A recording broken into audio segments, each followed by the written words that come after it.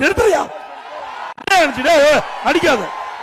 ஒவ்வொரு முறையும் ஆளாத ஆம்புலன்ஸ் ஈக்கிட்டு தம்பி கம்ப்யூட்டர் போங்க.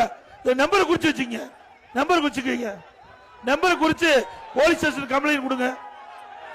தம்பி எதுவும் பண்ணாதீங்க, வேணுன்னு கூட்டத்துக்குள்ள கலாட்டா பண்ணிட்டு இருக்கிறீங்க.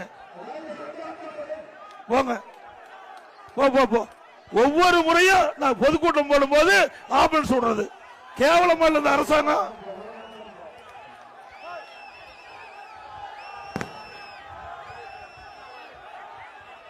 தம்பி விட்டுங்க போட்டோம் போட்டு. கேவலமான அரசாங்கம். அரசாங்கம் எதுக்கிறதுக்கு தில்லு வேணும், அரசு நீதி எதுக்கு வேணும். அதை விட்டுட்டு கூட்டத்துக்குள்ள ஆம்புலன்ஸ் விட்டு விட்டு ஒவ்வொரு முறையும் பிரச்சனை பண்றீங்களா? இந்த டிரைவர் இதெல்லாம் குறிச்சு வச்சுக்க, நம்பர் குறிச்சு வச்சுக்க, யாரும் அப்புறம் பேசிக்கலாம்.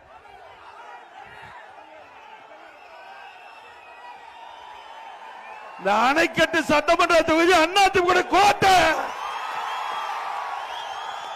இது மாதிரி 1000 ஆம்புலன்ஸ் விட்டாலும் மக்கள் மனதை மாற்ற முடியாது.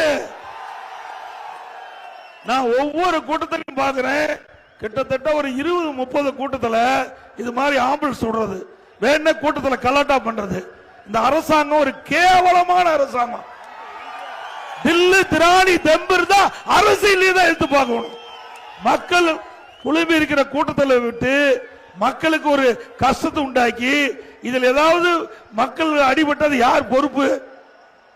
வேண்டுமென்று திட்டமிட்டு இந்த வெறும் ஆம்புலன்ஸ்ல யாருமே போகல, நோயாளியே போக கிடையாது, அங்க வலி இருக்குது. நான் ஆரம்பத்திலிருந்து இது கிட்டத்தட்ட ஒரு 30 கூட்டத்தில் பார்த்திருக்கிறேன் இதே மாதிரி ஆம்புலன்ஸ் கூட்டத்துக்குள்ள விடுறது. ஆக இந்த அரசுக்கு எச்சரிக்கையா விடுறோம், அடுத்த இருக்க ஆம்புலன்ஸ் வந்தா ஆம்புலன்ஸ் பேஷண்ட் ஏத்திட்டு போற மாதிரி தான் இருக்கும். வெறும் வண்டி ஆம்புலன்ஸ் வந்தா அது யார் ஓட்டிட்டு வராங்களோ அவர் பேஷண்டா மாதிரி ஹாஸ்பிட்டலுக்கு போக வேண்டிய நிலைமை ஆயிடும். என்ன அசிங்கமா இல்ல? ஒரு பெரிய பிரதான எதிர்க்கட்சியுடைய கூட்டம் நடக்குது, ஒரு அரசாங்கம் எப்படி பாதுகாப்பு கொடுக்கணும்? இதெல்லாம் காவல்துறை சகித நடவடிக்கை எடுக்கணும்.